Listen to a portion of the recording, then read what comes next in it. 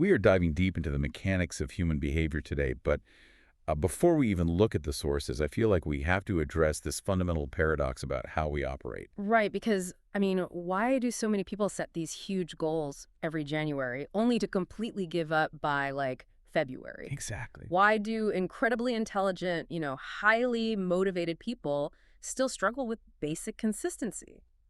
And what if success actually has very little to do with motivation and, well, almost everything to do with tiny daily habits? Yeah, that is the big question. Okay, let's unpack this.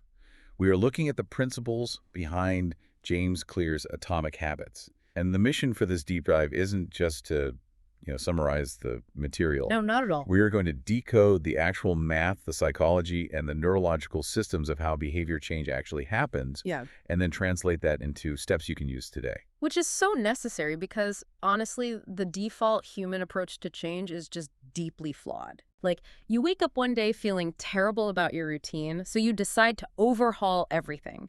You are going to learn a new language, go to the gym for an hour, read 50 pages, and cook a healthy dinner. All on a Tuesday. Exactly, all at once. And by Wednesday, your central nervous system is just exhausted, and you revert right back to your old baseline. Which makes you feel like a complete failure. Yeah, you feel like a failure, but the sources we're looking at argue this isn't a failure of your personal willpower, it's a failure of your system design. I buy the logic, but in practice, that is incredibly hard to accept. Oh, for sure. Because we are culturally conditioned to believe that massive success requires massive action. If you want a huge result like losing 50 pounds or building a business, you naturally think you need this huge, earth-shattering effort. Yeah, but if we connect this to the bigger picture, we can see how that mindset just completely derails us. It really does. To understand the alternative, we have to look at the story of Dave Brailsford and British cycling. Back in 2003, British cycling was basically the laughingstock of the sports world. They really were. They had endured nearly 100 years of just absolute mediocrity. They had won, I think, a single Olympic gold medal since 1908. Which is wild. Top European bike manufacturers actually refused to sell gear to the team. Wait, really? Yeah, they feared it would ruin their brand reputation if other professionals saw the British team riding their equipment. That is a staggering level of failure. Wow. That is brutal. So Brailsford comes in as the new performance director, and his strategy completely defies the typical "we need a massive overhaul" mentality. Right. He refused to look for a silver bullet. Instead, he implemented a philosophy he called the aggregation of marginal gains. The 1% rule. Exactly. He broke down every conceivable component of riding a bike, looking to improve each tiny piece by just 1%. And they didn't just redesign the bike seats or, test different tire grips. They went into obsessive detail. Oh, the details are crazy. They had riders wear electrically heated overshorts to maintain ideal muscle temperature while they were resting. Yeah. They tested various massage gels for faster recovery. They even brought in a surgeon to teach the athletes the absolute best way to wash their hands. The hand-washing detail is fascinating to me. From a biological standpoint, it sounds ridiculous until you realize the underlying mechanism. Right, because of the downtime. Exactly. A minor cold reduces a cyclist's cardiovascular output by just a tiny fraction. But by preventing the cold, they preserve that 1%. That makes total sense. They even painted the inside of the team transport truck stark white, just so they could spot tiny specks of dust that might degrade the finely tuned mechanics of the bikes. And when you compound those microscopic improvements, the math becomes staggering. I mean, if you get 1% better every day for 1 year, you don't just become slightly better. You become exponentially better. Right. The mathematical reality is that you end up 37.78 times better by the time the year is done. It reminds me of water carving through rock. A single drop of water hitting a stone does absolutely nothing. Right. A massive flood just causes chaos and washes away the topsoil. But a steady, tiny stream of water dripping consistently over thousands of years, that creates the Grand Canyon. Yeah. The problem is, neurologically, our brains absolutely hate waiting for the canyon to form.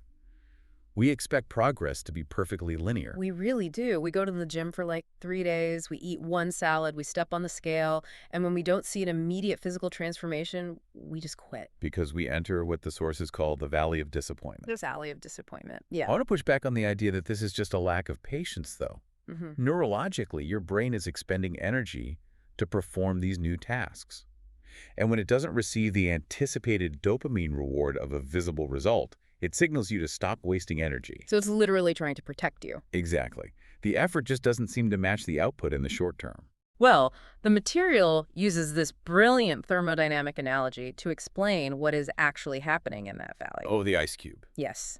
Imagine an ice cube sitting on the table in front of you. The room is freezing, maybe 25 degrees.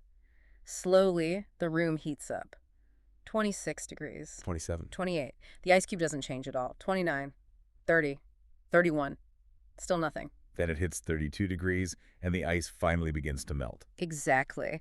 A 1-degree shift, which is completely identical to all the temperature increases before it, unlocks a massive physical phase change. That's such a great visual. Right. When you are struggling to build a habit, you have to realize that the work you did at 26 degrees wasn't wasted. It was just being stored. Yes, the energy was simply breaking down the crystalline structure of the ice internally before it could show externally. All the visible action happens at 32 degrees. So logically, if 1% improvements are the actual mechanism for change, why do we constantly sabotage ourselves by obsessing over massive goals? Because society runs on goals.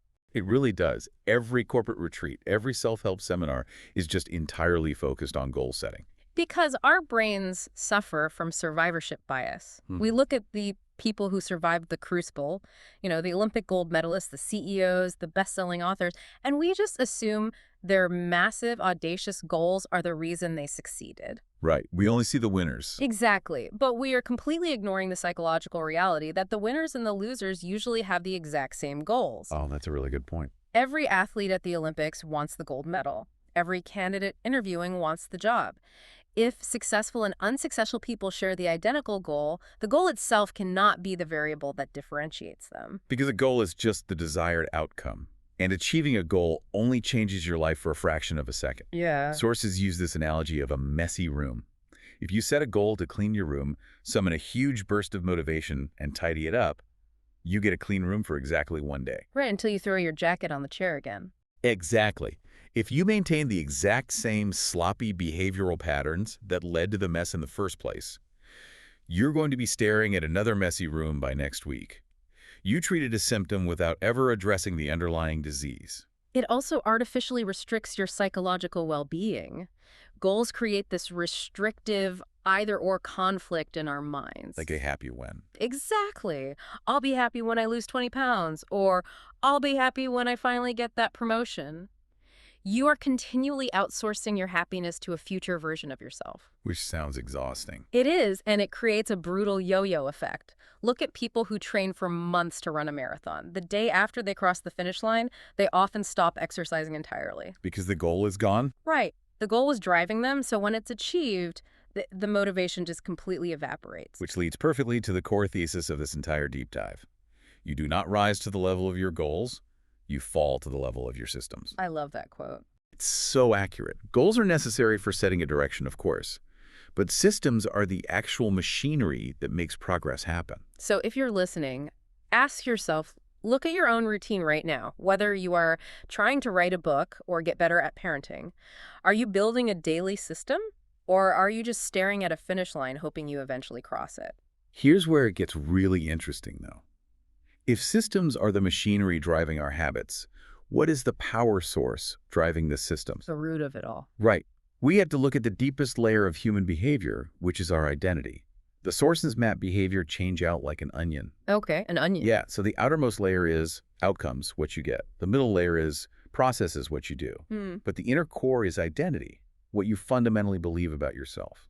And the problem is almost everyone attempts to change from the outside in. Yep. They say, I want to be skinny, that is the outcome, so I'm going to stick to this miserable diet, that is the process. But they never shift to the underlying beliefs. Right, the identity stays the same. Exactly. Take someone trying to quit smoking. If you offer them a cigarette, they might decline by saying, no thanks, I'm trying to quit. Which sounds completely reasonable on the surface. It does, but pay attention to the psychology there.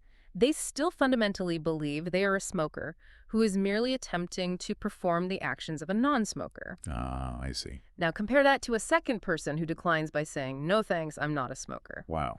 It's a microscopic shift in vocabulary, but it signals a massive shift in identity. Smoking is part of their past. not their present reality. There's an incredible story in our notes about an entrepreneur named Brian Clark that illustrates this perfectly. He had this deeply ingrained habit of chewing his fingernails, something he'd done his entire life out of nervousness. Which is a super common habit. Very common. He tried sheer willpower, but it always failed. Eventually, he asked his wife to schedule him for a professional manicure, thinking, maybe if he paid money for his nails, he wouldn't want to ruin the investment. Financial motivation. Right. But the actual mechanism of change was entirely different. The manicurist looked at his hands and told him he had really healthy, attractive nails, aside from the chewing. Oh, wow. Yeah. And for the first time in his life, he felt a sense of pride regarding his fingernails. His internal narrative just shifted. Precisely. He began taking pride in caring for them. He never chewed his nails again, because the ultimate form of intrinsic motivation is when a habit becomes deeply intertwined with your identity. So the goal isn't to read a book. The goal is to become a reader. Exactly. The goal isn't to learn a language. The goal is to become a bilingual person. But, the danger there is the feeling of fraudulence. What do you mean? Well, if you have never run a mile in your life, looking in the mirror and declaring, I am a runner, feels completely fake. It feels like cognitive dissonance, that deep, uncomfortable friction in your brain when your actions fundamentally clash with your internal beliefs. Right. You can't just forcefully lie to your own brain and expect it to believe you. You can't. But the mechanics of overcoming this are actually rooted in evidence.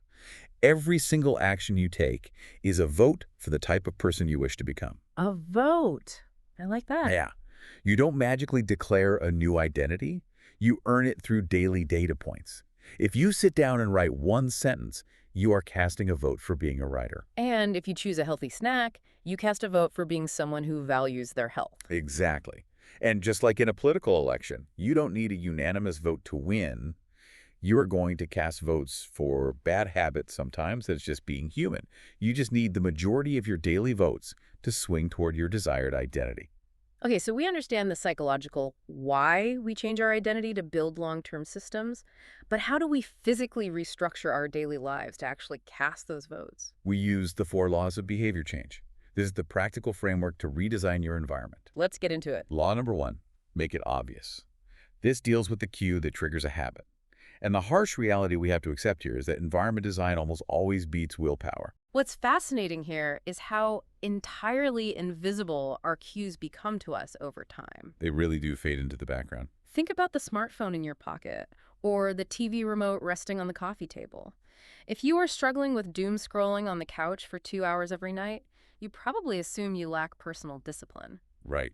You blame yourself. But neurologically, the cue, the phone, or the remote is glaringly obvious and within arm's reach. People who appear to have high self-control don't actually possess superhuman willpower. They just design their environments better. Exactly. They simply design their environments so they spend less time in tempting situations.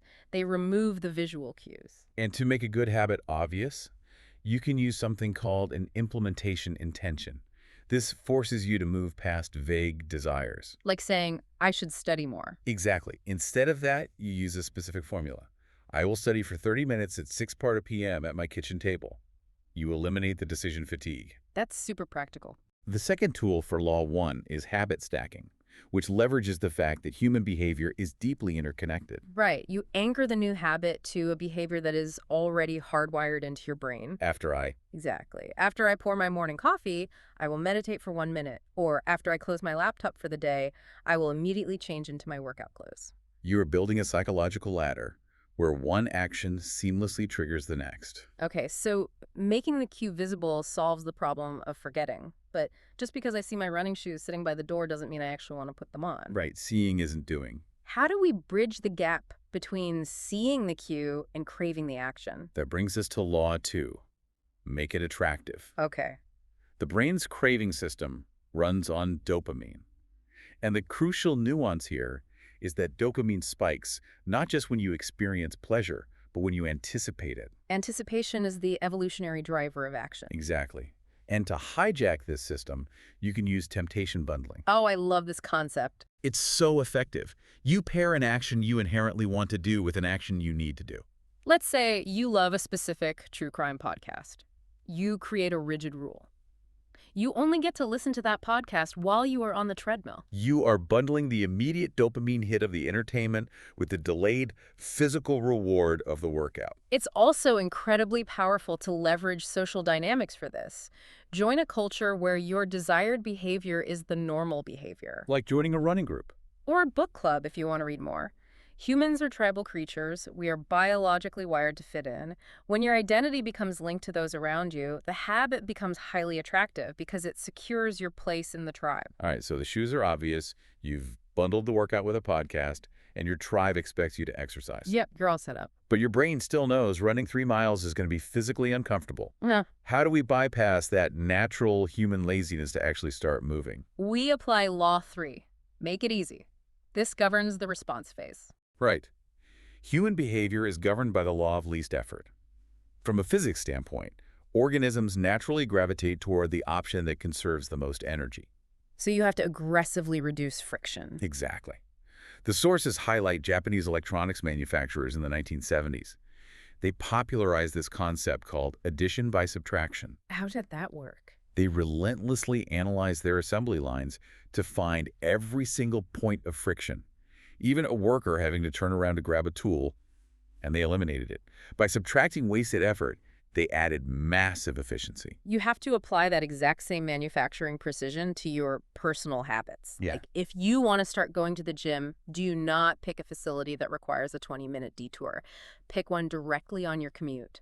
Prepare your workout clothes the night before. You are priming your environment, so the positive action is literally the path of least resistance. And if you take away only one tactical tool from this entire discussion, let it be the 2-minute rule. Oh, this is the best one. When you start a new habit, it must take less than 2 minutes to complete. Read before bed each night is scaled down to read 1 page. Run 3 miles becomes put on my running shoes. Let's test that theory, though, because it sounds completely absurd at first glance. It does. No one actually aspires to read just 1 page of a book. It feels like a mental trick you're playing on yourself. It does feel like a trick, but you have to understand the underlying psychology. You must standardize a behavior before you can optimize it. Standardize before you optimize. Right. You cannot steer a parked car. If you can't establish the baseline habit of just putting on your running shoes every single day, you have zero chance of running 3 miles consistently. That goes back to the voting concept. Exactly. A person who puts on their running shoes daily, even if they don't run, is casting a definitive vote for the identity of an athlete. They are mastering the decisive moment of starting. Which logically forces us to look at what happens after you start. Law 4, make it satisfying. The final law. This addresses the reward phase. The cardinal rule of behavior change states, what is immediately rewarded is repeated. What is immediately punished is avoided. The challenge is that the human brain evolved in an immediate return environment. Thousands of years ago, our ancestors didn't worry about retirement accounts or career development or heart disease 30 years in the future. No, they're worried about finding food and surviving today. But modern society requires delayed gratification. Right, and because the payoff for going to the gym or saving money takes months or even years to materialize, we have to artificially manufacture an immediate reward to satisfy our ancient neurology. How do we do that? Visual measures are highly effective here. Moving a paper clip from one jar to another every time you finish a study session, or transferring a marble for every set of push-ups. The ultimate visual measure is the habit tracker. Oh, definitely. Just a simple calendar where you cross off the days you complete your habit with a big red X. It provides an immediate dopamine hit, it serves as a visual cue for the next day, and it builds momentum. The golden rule of habit tracking is never miss twice. Never miss twice. If you break the chain one day, you don't spiral into self-loathing. You ruthlessly focus on starting a new streak the very next day. This raises an important question, though. We've spent this entire time dissecting how to build good habits. Right. But what about the destructive habits that are actively sabotaging you right now? The late-night scrolling, the junk food, the procrastination. Well, you take the 4 laws and you run them completely in reverse. It is the exact same psychological machinery, just weaponized against the bad behavior. That is brilliant. So instead of making it obvious, make it invisible. Reduce your exposure to the cue. Out of sight, out of mind. Exactly. If you are addicted to social media, delete the apps from your home screen. If you eat junk food, do not keep it in your pantry. We operate under this delusion that we need immense willpower to break bad habits, but we usually just need better environment design. Next, instead of making it attractive, make it unattractive. You reframe your mindset to focus intensely on the negative consequences. Right. You don't just think, I shouldn't smoke. You actively remind yourself of the loss of lung capacity and the financial drain every time you think about it. Then, crucially, make it difficult. You artificially inject friction into the process. Like addition by subtraction, but in reverse. Yes, if you want to stop watching so much television, unplug the TV and take the batteries out of the remote after every use. That sounds annoying. That's the point. The neurology of craving operates in a tiny window of time. If you add a 20-second delay to access the bad habit, the dopamine spike often crashes before you can complete the action. The craving window closes. Finally, make it unsatisfying. Create an immediate, painful consequence. Like an accountability partner. Exactly. Sign a habit contract where you automatically owe a friend $50 every time you skip a workout. Humans care deeply about social standing and resource loss. A public, immediate consequence makes a bad habit intensely unsatisfying. And you just continuously cycle through these inversions whenever you hit a behavioral bottleneck? So what does this all mean for you, the listener? It means that success is not a finish line you cross or a massive goal you finally achieve. No, it's not. It is an endless process of continuous refinement. You don't need a single earth-shattering transformation. You need to focus on the 1%. Right. You need to fall in love with the system, cast daily votes for your desired identity, and design an environment where doing the right thing is simply the path of least resistance. But, I want to leave you with a final, slightly paradoxical thought from the advanced tactics in our sources. Okay, what is it? What happens when you finally succeed? What happens when you've built the perfect system and successfully adopted the new identity? You win. Well, the danger is that the very identity that helped you build your habits can eventually become the thing that holds you back. Wait, really? How so? If you define yourself too rigidly as, say, a strict vegan or an uncompromising athlete, your identity becomes brittle. When your life circumstances change or your body ages, you won't know how to adapt. Oh, that makes sense. True mastery requires you to continuously unlearn, upgrade, and expand your identity as you grow. If you cling too tightly to one rigid version of yourself, you stop evolving entirely. That is a powerful reminder that the system must always remain flexible. Thank you for joining us on this deep dive. Look closely at your own life today, find just one tiny 1% friction point you can eliminate, and cast a vote for the person you want to become. See you next time.